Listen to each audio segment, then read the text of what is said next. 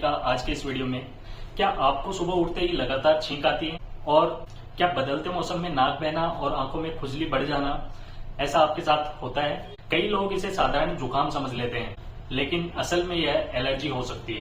आज के इस वीडियो में हम विस्तार से समझेंगे छींक से होने वाली एलर्जी यानी एलर्जिक राइनाइटिस क्या होता है, इसके कारण, लक्षण, उपचार, बचाव के उपाय और साथ ही लोगों के बीच इसके लिए फैली हुई भ्रांतियों के बारे में भी चर्चा करेंगे। तो आइए सबसे पहले समझते हैं एलर्जी क्या है। एलर्जी का मतलब है हमारे इम्यून सिस्टम का ओवर रिएक्शन। हमारा इम्यून सिस्टम हमारे शरीर की सुरक्षा प्रणाली है जो कि किसी भी बाहरी पार्टिकल, बैक्टीरिया, वायरस के खिलाफ हमारे शरीर को प्रोटेक्ट करता है, उसके अगेंस्ट एक रिएक्शन करता है। एलर्जी की स्थिति में शरीर कुछ ऐसे पार्टिकल्स को अपना दुश्मन मान लेता है जो कि हमारी रोजमर्रा की जिंदगी से संबंधित होते हैं, जैसे धूल, पॉलन ग्रेन्स या परागकण, मिट्टी, पॉल्यूशन, पालतू जानवरों के बाल। इन सभी के कांटेक्ट में आते ही शरीर इन्हें फॉरेन पार्टिकल्स मानते हुए, शरीर के दुश्मन मानते हुए एक हिस्टामिन नाम का रसायन स्रावित करता है और जो भी लक्षण एलर्जी के दौरान प्रकट होते हैं वो इसी हिस्टामिन रसायन के स्रावण की वजह से होते हैं, जैसे नाक से छींक आना, खुजली आना, आंखों से पानी आना, आंखों का लाल हो जाना, नाक में या आंखों में कई बार सूजन का आ जाना। अब हम इसके कारणों की बात करते हैं। एलर्जिक राइनाइटिस का सबसे मेन कारण होता है पॉलन ग्रेन्स, जो कि मौसम के बदलने के साथ या फिर सीजनल एलर्जी के तौर पर हमारे शरीर को अफेक्ट करते हैं। दूसरा इसका कारण रहता है डस्ट, धूल या मिट्टी, जो कि घर में किताबों पर, कालीन पर, बेडशीट पर, इन पर होने की वजह से एलर्जी का कारण बन सकती है। अगला कारण इसका हो सकता है फंगस या फफूंद, जो कि नमी वाली जगहों पर और कई बार बारिश के मौसम में अगर बारिश बहुत लंबे समय तक चल जाती है तो फफूंद या फंगस की वजह से भी लगातार बारिश के दौरान एलर्जी या छींक आने की समस्या हो सकती है।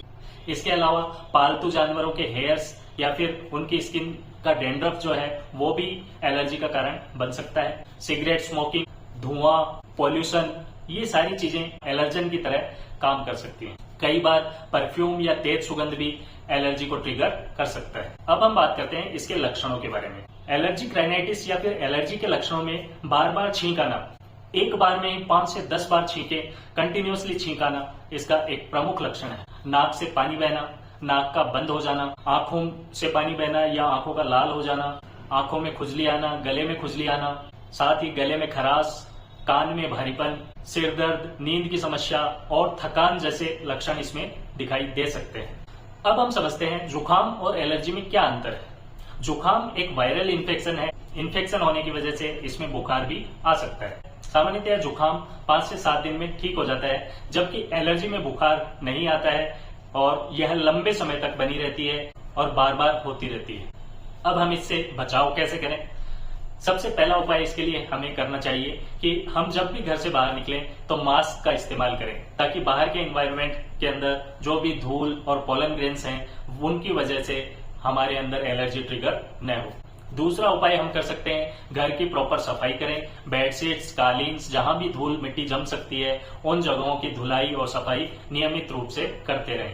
अगर पॉसिबल हो पाए तो एयर प्योरीफायर्स का यूज करना चाहिए। घर का वेंटिलेशन सुधारें जिससे अनएक्सपेक्टेड फंगस की ग्रोथ घर के अंदर न हो पाए और फंगस की वजह से एलर्जी की संभावना को खत्म किया जा सके। साथ ही परागकणों के मौसम में सुबह सुबह बाहर टहलने से बचें, धूम्रपान से दूरी रखें, नाक धोने के लिए सैलाइन वॉश का इस्तेमाल करें। अब हम बात करते हैं इसके इलाज के बारे में।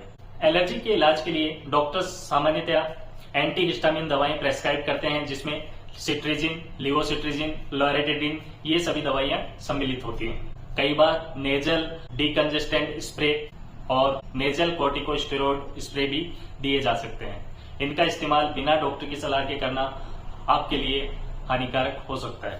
डिकंजेस्टेंट्स का इस्तेमाल कभी भी लॉन्ग टर्म के लिए न करें। अगर इन सभी उपायों से भी एलर्जी का सॉल्यूशन न हो पाए तो अंत में इम्यूनोथेरेपी के थ्रू एलर्जी को कंट्रोल किया जाता है।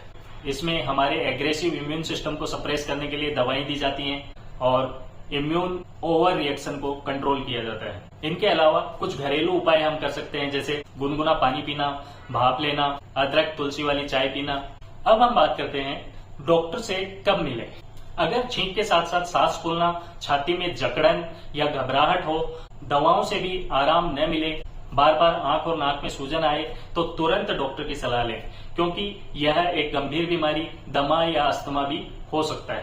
अब कुछ गलत धारणाएं या भ्रांतियां जो कि लोगों के बीच फैली हुई हैं, जैसे छींक का मतलब हमेशा सर्दी जुकाम होता है, जबकि एक्चुअल में ये एलर्जी भी हो सकती है।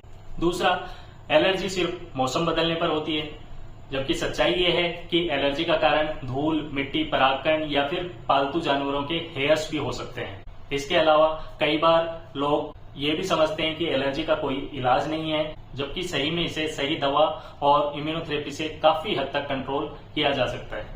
अब हमें हमारी जीवन शैली में क्या सुधार करने चाहिए ताकि हम इस तरह की एलर्जी या एलर्जिक राइनाइटिस से बच पाएं। सबसे पहले योग और प्राणायाम करें। इसमें भी मेनली कपालभाति और अनुलोम विलोम करके आप एलर्जी को कंट्रोल कर सकते हैं।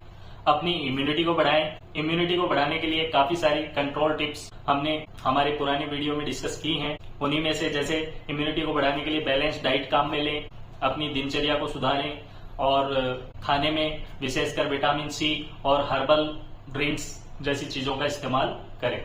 अपने स्ट्रेस को कम करें, क्योंकि स्ट्रेस हमारे इम्यून सिस्टम को ओवर रिएक्टिव होने के लिए मजबूर करता है। इसलिए स्ट्रेस को कंट्रोल में रखें। जब भी कभी पर्सन स्ट्रेस में होता है तो उसका इम्यून सिस्टम ओवर रेस्पॉन्सिव हो जाता है। इसलिए अपने स्ट्रेस को कंट्रोल रखें ताकि आप एलर्जी से बच पाएं। दोस्तों, छींकने से होने वाली एलर्जी आम है, लेकिन इसे नजरअंदाज करना ठीक नहीं है। सही समय पर बचाव और इलाज से इसे पूरी तरह से कंट्रोल किया जा सकता है। आज के वीडियो में बस इतना ही। मिलते हैं नेक्स्ट वीडियो में एक नए टॉपिक के साथ। तब तक ख्याल रखिए अपना और अपनों का। स्वस्थ रहिए, हंसते रहिए। धन्यवाद।